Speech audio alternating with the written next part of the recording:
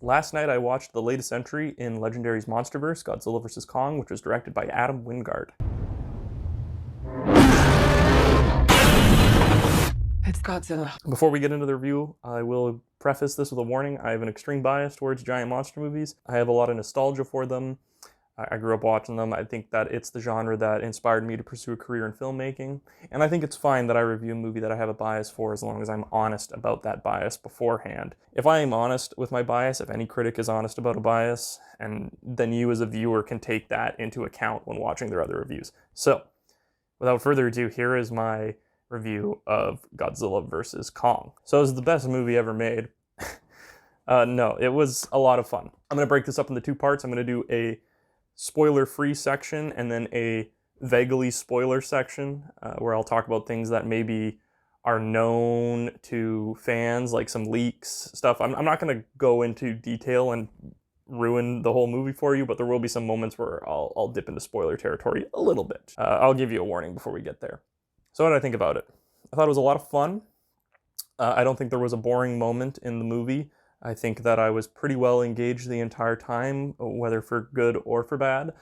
I think that the Kong character plot, like the Kong humans, their human storyline was one of the best that the MonsterVerse has had to offer so far. The MonsterVerse has this weird habit of half their movie having a good human plot. I thought the Bryan Cranston section of the 2014 film was the best part of that movie. I thought that John Goodman and Sam Jackson were the two most interesting characters in their Kong movie, and John Goodman gets axed halfway through, and then Sam Jackson's more of a supporting villain character than a main character. That was a voice crack and a half. And then in Godzilla, King of the Monsters, I just think that there was too many characters, and they didn't focus in on the interesting human characters.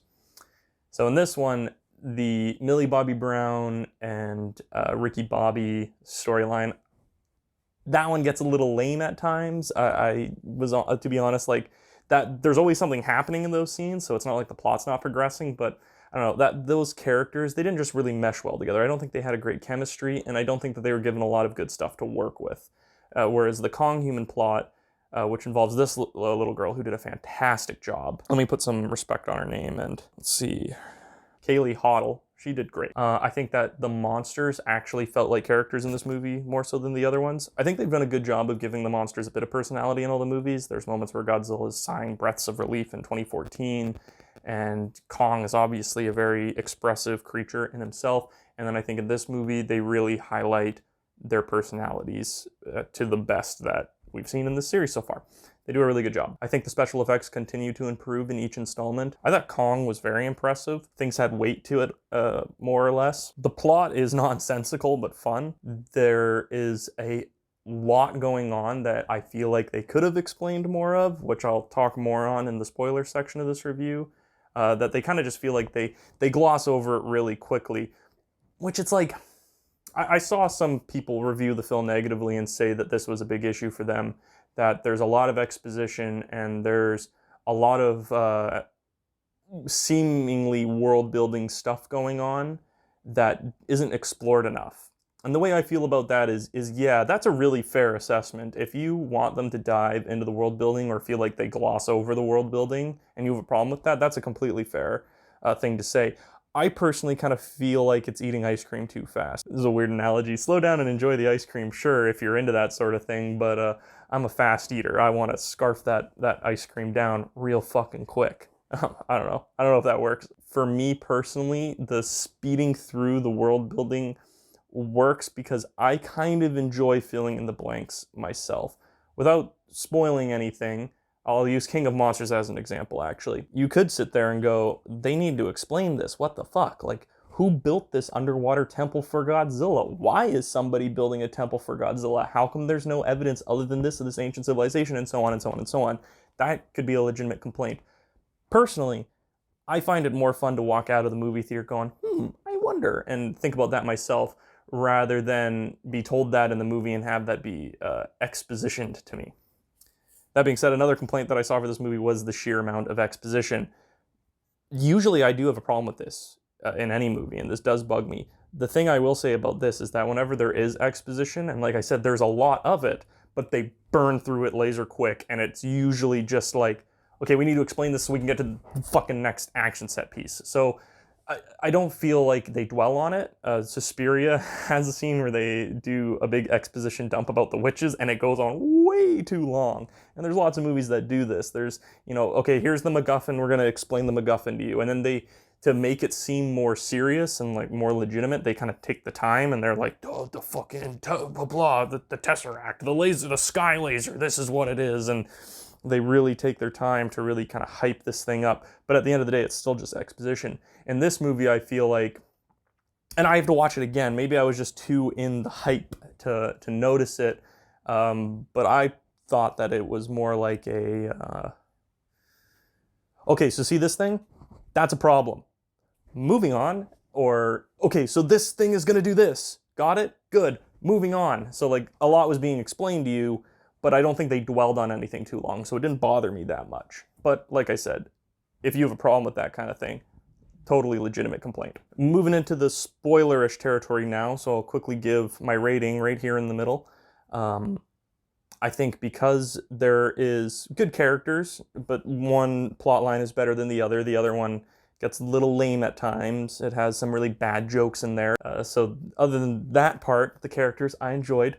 Soundtrack was great, visually appealing. I think it moves quickly. I don't think they dwell on exposition. I don't think they dwell on expository. Is that a word? Expository? I don't think they dwell on exposition too much, but there is a lot of it. Yeah, overall, I think it's a fun, well-paced movie with a great soundtrack, but overall, I enjoyed it. Spoiler section. I thought the Mechagodzilla reveal was fucking fantastic. If you're deep in the Godzilla community, you knew Mechagodzilla was coming months ago. They were pretty sloppy about keeping the Mechagodzilla toy a secret, and so it got leaked. Maybe they wanted that to happen.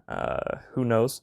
But the reveal and the build-up to his character was fucking awesome. They have Mechagodzilla fight a Skullcrawler, which was really cool to see Mechagodzilla fight a brand new monster and just annihilate it.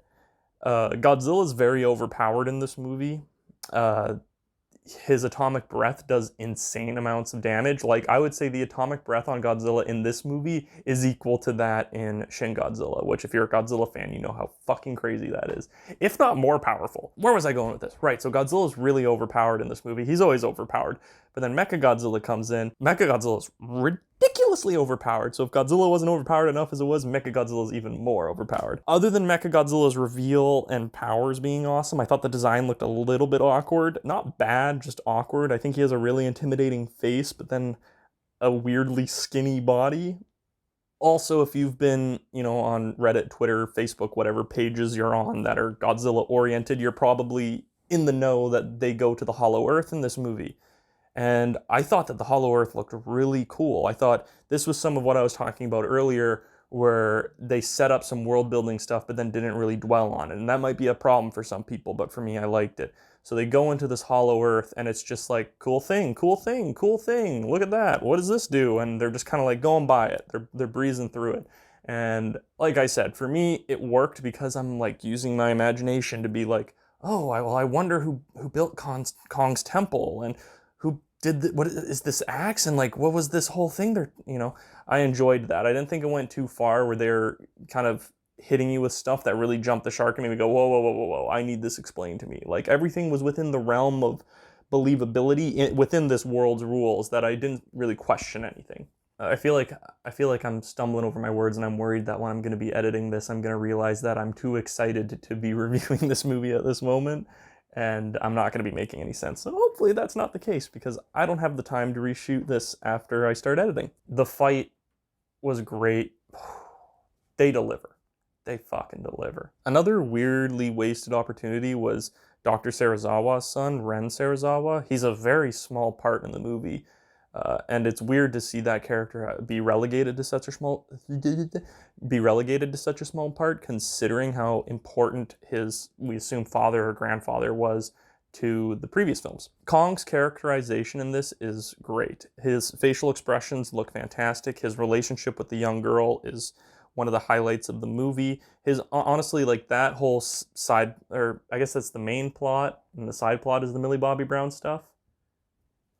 the main plot then I thought was very well done. I think that Skarsgård does great in his role. I think he has a nice arc of being uh, kind of, I don't know how to put it. I don't want to say spineless, but he has some cowardly tendencies, and then he becomes a hero in the end. There's some good homages to the original film. I genuinely, to use a wrestling term, marked out when they airlift King Kong in the movie, a la King Kong vs. Godzilla, the original. I thought that was great. I was really excited, and I gotta say, it was bittersweet. I actually think I might have enjoyed this movie more if I was lucky enough to get to see it in theaters.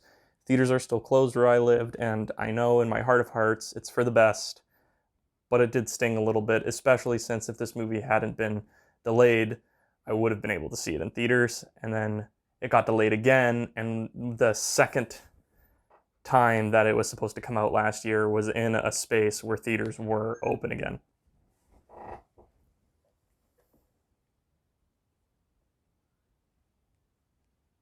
But I'm happy I got to see it nonetheless. That's kind of all I have to say for now. I have plans to do more Godzilla related videos, which will probably go into more detail what have I felt about this movie and the MonsterVerse as a whole. But yeah, for now, that's all I have to say. Thanks for watching.